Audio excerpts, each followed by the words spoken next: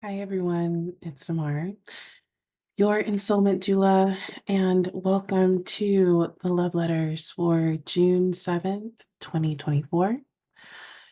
I say hello to all of you that will watch this in the future. Um, the moon just moved into Cancer. We are now in Gemini season, and everybody and their mom in the sky is in Gemini. And it's bringing up, of course, this mercurial trickster energy, but also this ask of what are we allowing? Are we allowing ourselves to be creative? And creativity and intuition are synonymous for me. That's a belief of mine that when your creative mind is allowed to roam, it allows for you to be in touch with your intuition better. And it's not created or creativity in the sense of um, doing something for others as much as it's what am I putting out in the world? What energy am I putting out in the world?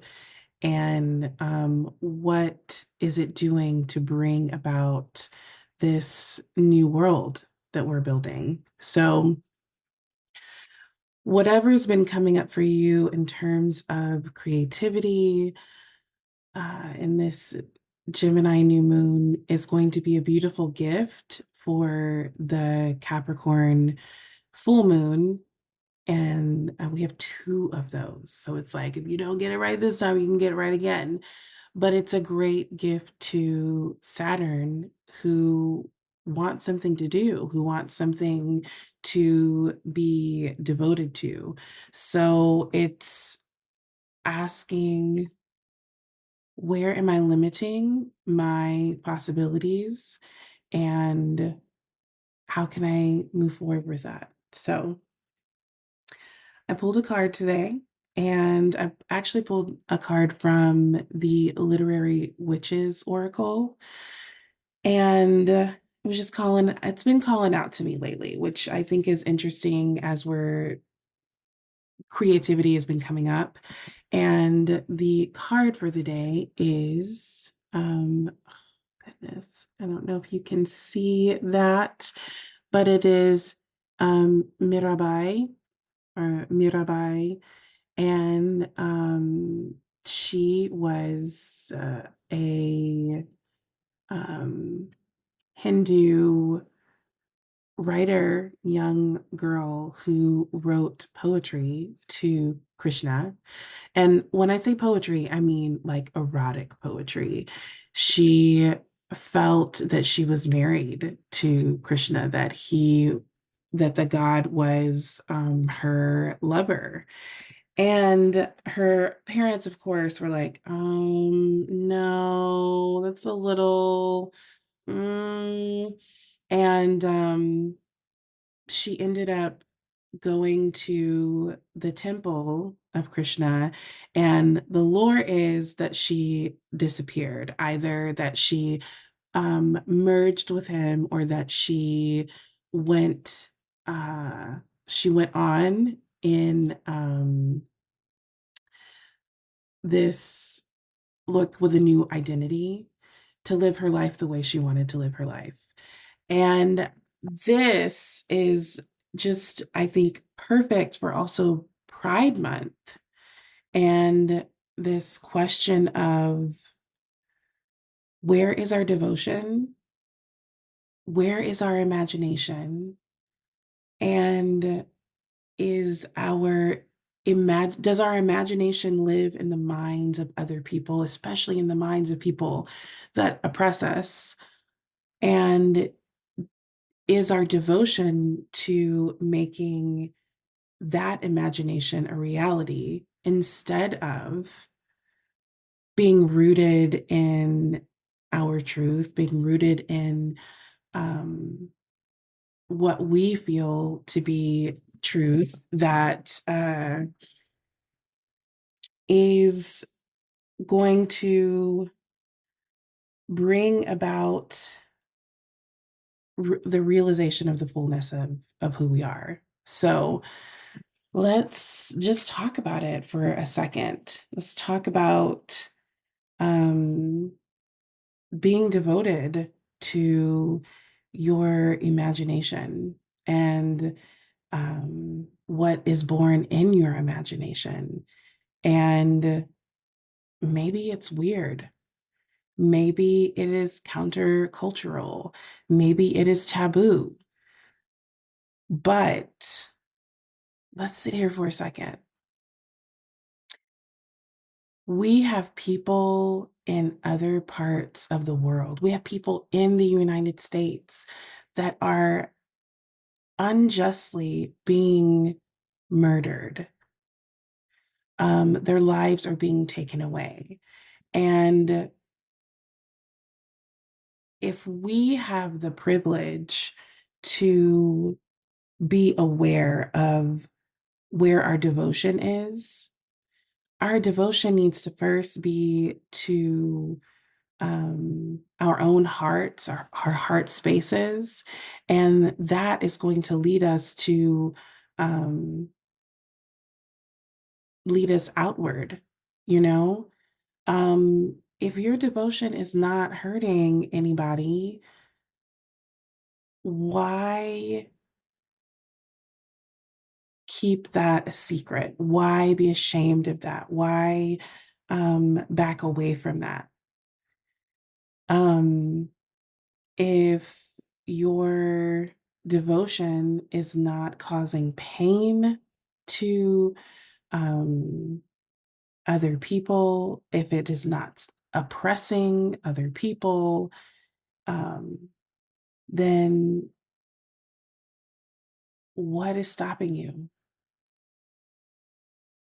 And for those of us who maybe are dealing with loved ones or people that we know that are moving counter culture or maybe moving in a way that we don't recognize, like, oh, I feel like I don't recognize you anymore. Like, who are you? I thought we were friends. I don't know you anymore.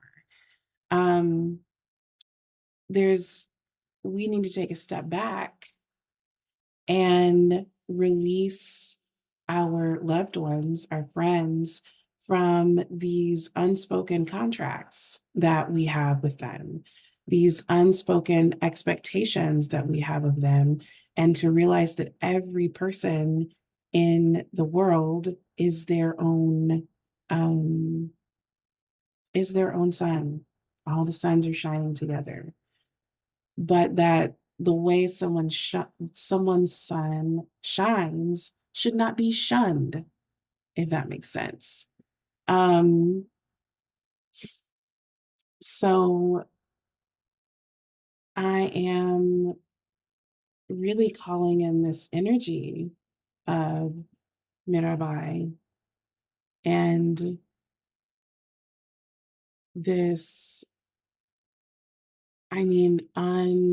unfettered, unadulterated devotion to something that you are erotically called to, especially after this new moon.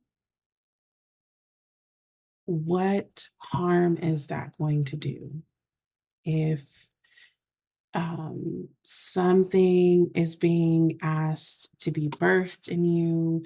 Um, say you've had an idea for a book for a really long time, or an oracle deck, or um, you've been dreaming of a container or a community or a gathering, um, but you still reside in the imagination of the oppressor, which is going to say, well, you don't have this, or you can't do this, or that's weird, or ew.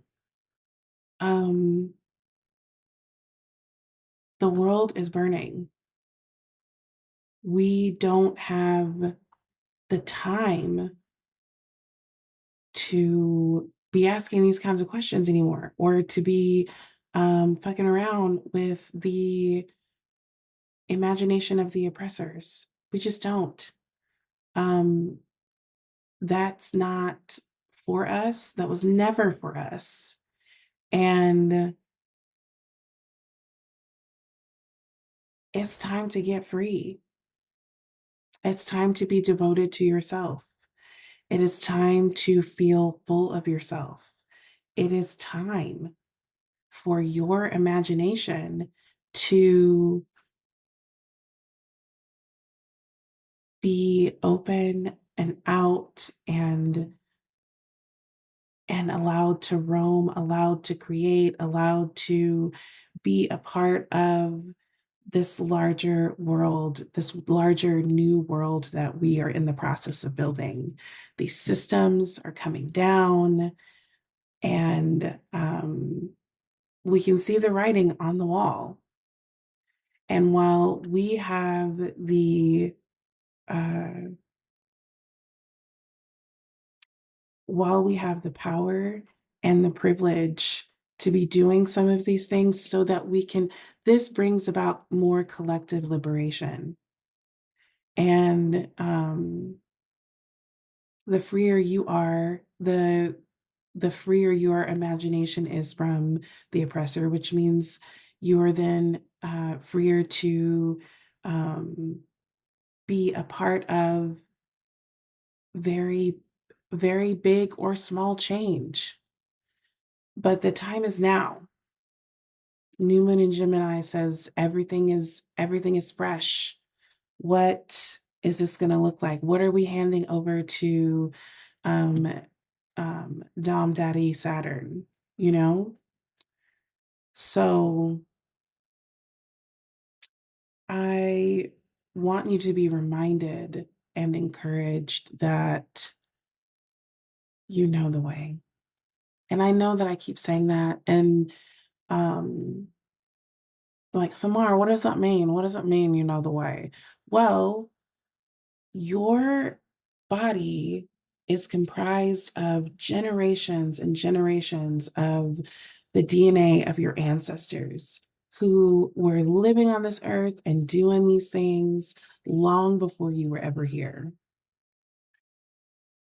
That wisdom is still in your body.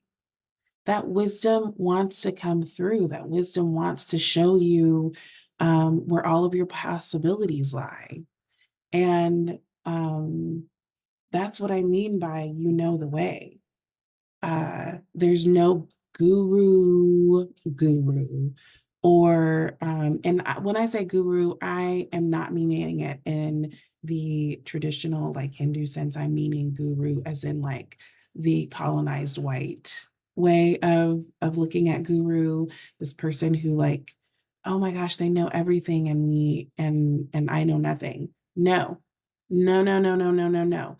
The only person that knows the best is you. And when you have the support system around you, when you have the people around you who are mirroring yourself back to yourself, you're able to make more educated, well educated decisions for yourself. So when I say you know the way, you know the way. Um, you're amazing. Period. You're amazing. You're beautiful. You are divine. And it's time. It's time for you to allow yourself to embody that every single day, every single moment of every single day. If you have to put it somewhere and write it down and post it around wherever you are, I'm divine, then do it. Put the reminders there. because forgetting is over. We are in the remembering phase. That's it for your love letter for today, and I will see you next week.